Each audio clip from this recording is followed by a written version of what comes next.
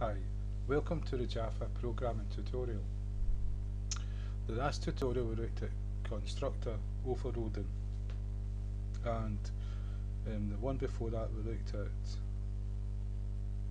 method overloading. What we're going to look at today is static. Now what we've been doing is we've been creating objects. We've been instantiating classes, and so what we do is we create a copy of a class which, if you imagine that a class may have like 100 methods, 100 data members. So when you copy that class, every single one of them go into memory. And so if you don't use it, every single one of them, then it's expensive. It's expensive in the sense of all the memory you're using up just to make a copy of that class. And you may make maybe 4 or 5 different instances of that one class, so 4 or 5 different copies. So what static does is static cannot be copied. So you don't access it from like an object. It's like main, there can only be one. And so what you do with when you declare something static, you give its path. You do not create an object like we did. If you look here, we've created third, fourth class and answer class. We've created 3 different objects. So we instantiated these 3 classes. So that's 3 instances. We could do a lot more. So that's all different copies. But when we've created an object, we've copied every single method and every single data member from that class into memory. And so that's expensive if we just want to use one method, or we just want to access one data member. And so it's like in the old programming languages before object-oriented programming, you had C, you had Pascal, and you had like assembly language.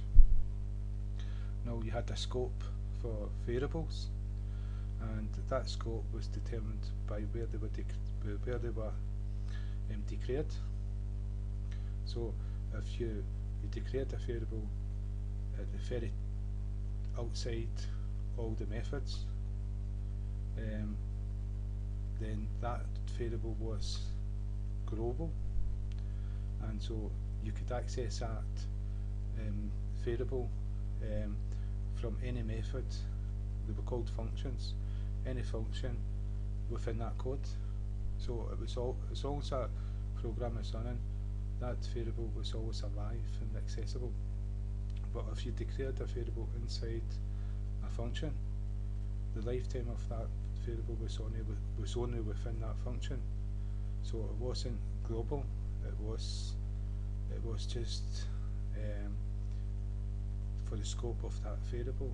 And so in Java, you've got static variables, and that static variable behaves like a global variable. You can access it from outside the class. You do not need to create an instance to access it, and that's what I'm going to show you. That's what we've done there. We created an instance. But what I've done, I've went to main, and we're only going to have 2 lines of code in main. Right. But what I've done is I've used this space because it's nice, neat and tidy, to demonstrate static method. So this is a method, and the difference here, there's an extra keyword. After public we put static, and if you notice, the main method is always static, and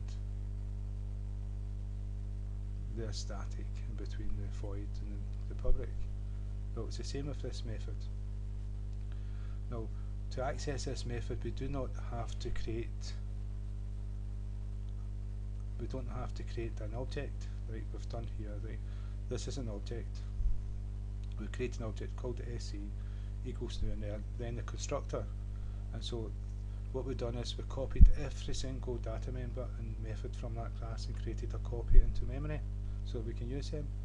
and we only want to run one method, so that's kind of, you could argue that's we're wasting memory space from a computer system, which will make the whole program run slower.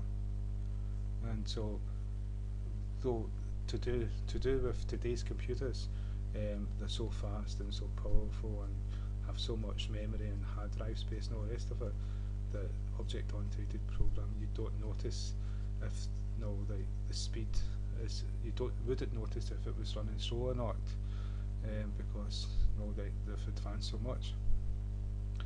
And so object-oriented program, there's no problem with it. But sc.run program is the object. It's from the object, and all the other members have been put into memory as well. So that's quite wasteful.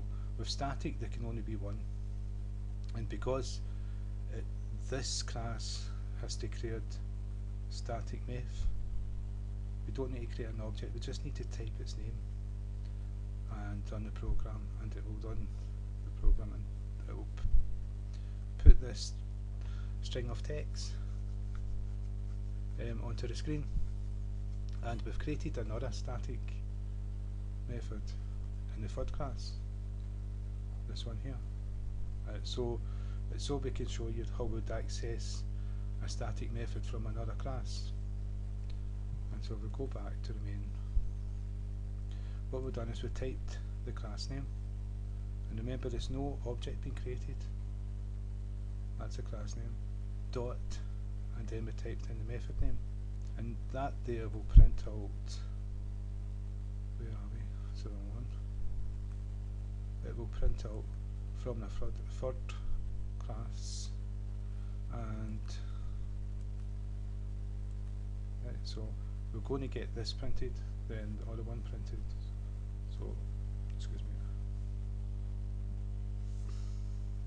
So that's from the static, from this file, the first class, and this here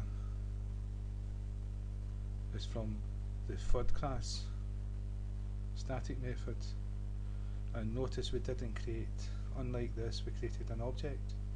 We didn't create an object. No, static methods are good, but they're not safe. If you can access it from outside the class, so can someone else. It's like global variables. It's like they have their purpose, but you want your variables to be private and access them with get and set methods and go around that way. And it gives an element of security. And so you don't really want methods that are static or variables that are static, but you can use them. And so that's static methods.